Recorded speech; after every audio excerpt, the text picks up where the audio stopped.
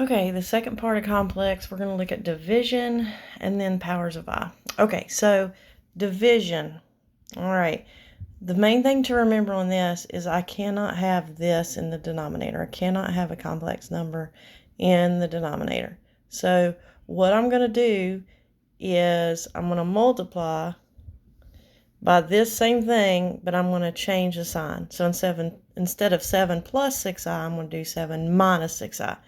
They call it the complex conjugate. Big word. All it means is all I'm doing is multiplying by the same thing, change its sign so that way your middle term will cancel, okay? So that'd be 7 minus 6i, okay? Now, if I do it here on the bottom, I have to put the same thing on top because if I multiply by this on the bottom, I'm changing the value of this. But if I multiply by this over itself, remember, anything over itself is equal to 1. So I'm really multiplying this right here by 1, and I'm not changing the value. Okay? So now all you have to do is multiply across the top and multiply across the bottom and simplify. Okay?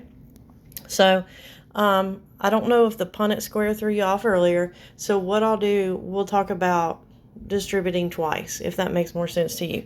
So when I think about this, I have to say 5 times this and 5 times that, right? And then I got to come back and do 3i times 7 and 3i times 6i. So I got to do it twice.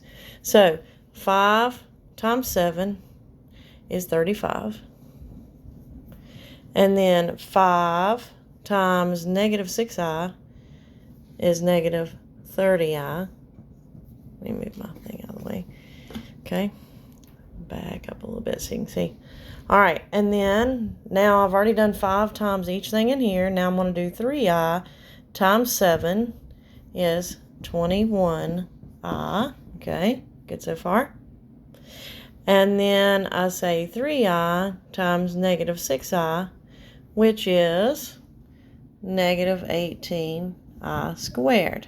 Okay, we'll simplify that in a minute. Okay, now let's do the bottom. Don't worry about anything right now. All right, then we're going to do the same thing down here. 7 times 7 is 49. And 7 times negative 6i is negative 42i. And 6i times 7 is positive 42i.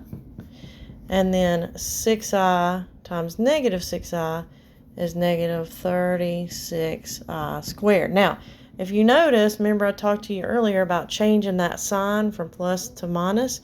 It's going to cancel that middle term. So see here, I have negative 42i and positive 42i.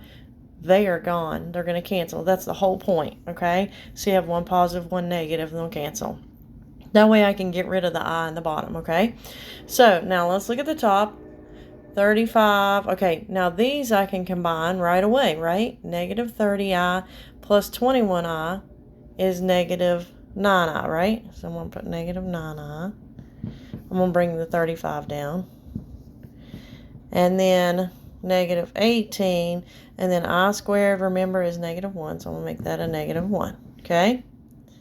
All right. That's where I'm at on the top now. On the bottom, I have 49. And then minus 36. And I squared again is negative 1. Okay? So we can go a little bit further now. So that's 35 minus 9i. And then that would become plus 18, right? Because negative 18 times 1 is positive 18. And down here I'd have 49 plus 36. And if once you get comfortable, you don't have to write out all these steps if you know that that's going to give you whatever. So 35 plus 18, that's 53. So 53 minus 9i over, got to move my thing out of the way. 49 plus 36 is 85. And so that would be my answer to that whole thing. Okay? 53 minus 9i over 85. Okay?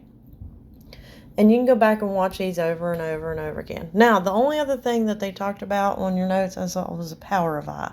Okay, so here I'm going to give you I to the first, I squared, I to the third, I to the fourth, okay? So I to the first, anything to the first power is just that anything, right? So it'd just be I. And I told you earlier that I squared equals -1, okay? So now when I have I to the third, I have 2, which is -1, and 1, which is I, so it'd be -I, right? And then I to the fourth, if I squared is -1, another I squared is -1. -1 times -1 is a +1. So this pattern repeats over and over and over again. I, -1, -I, 1. So then I to the fifth would be I again. And I to the sixth would be -1. And I to the seventh would be -I. And I to the eighth would be 1.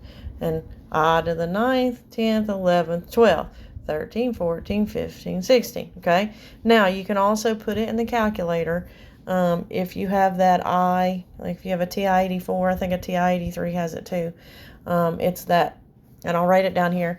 If you have the TI-83 or the TI-84, you're going to hit the second button and then the decimal point, because right above it has a little I, right? And then it's going to show up I in the calculator, and then you're going to hit the little up caret button in your calculator, and then you're going to hit whatever number you want. So then it'll show up, let's say you put 37, and it'll give you the answer, okay? Which, let's see, that would be I, okay? Because 4 will go into 37. It'll go into 36, and that'll be 1 left over. So then you jump up to this one. It's another little shortcut too. Okay, if 4 goes into even, it's 1. If 4 doesn't, whatever's left over is 1 left over, 2 left over, or 3 left over. Okay, so that's another way to do it too. Okay, I hope that helps.